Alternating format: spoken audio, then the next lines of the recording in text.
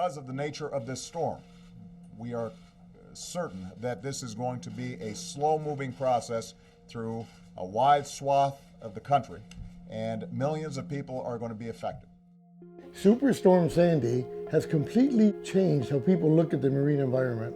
Storms of the future are likely to be more intense and even more numerous. We have to be ready.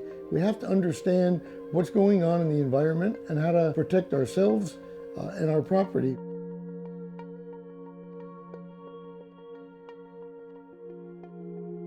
Water is water, whether it comes from the river or whether it comes from severe storms.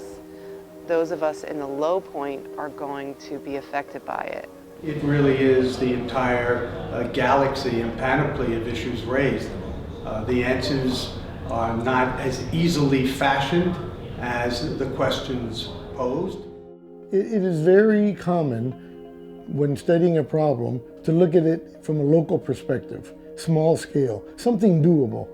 But when you start to think about the coast and how vast it is, you need to start thinking more innovatively. Step back a little and look at the whole situation. How can we protect everyone at the same time? Regional thinking, to me, is the only way to go.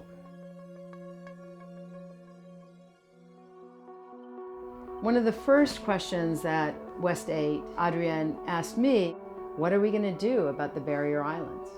Our team's proposal demonstrates that it's possible to study and fund a chain of dunes that we're calling the Blue Dunes, protecting the mid-Atlantic from Cape May to Cape Cod.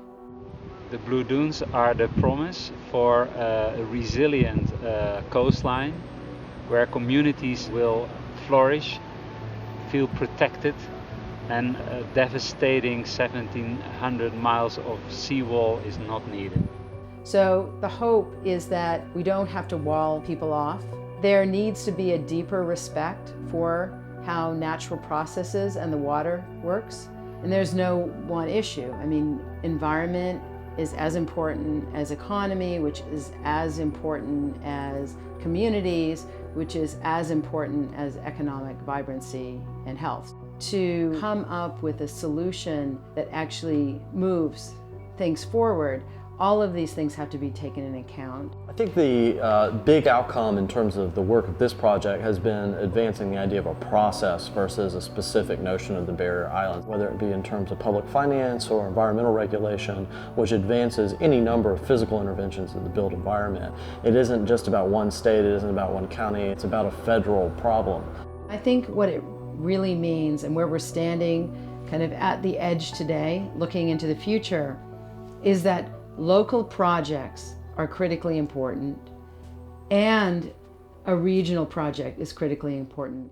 The importance of maintaining our coast is critical. So every citizen needs to speak up and address their concerns and figure out a way to get their government, their politicians, their scientists mobilized. The big question going forward is how it is that we align our industrial sector to take on these types of interventions regardless of scale. And I think that that is a huge industrial mission that's on par with the space program, that this in many ways is the next space program specific to the oceans. And I think that's a huge challenge for everyone, and I think that one that certainly could benefit long-term in technological terms and in terms of employment, in terms of larger macroeconomic variables, something that I think could really advance the interests of our country. There are so many things that we don't know about the ocean. We need to study in great detail the waves, storm surges, changes in salinity and temperature, especially as climate change comes into place.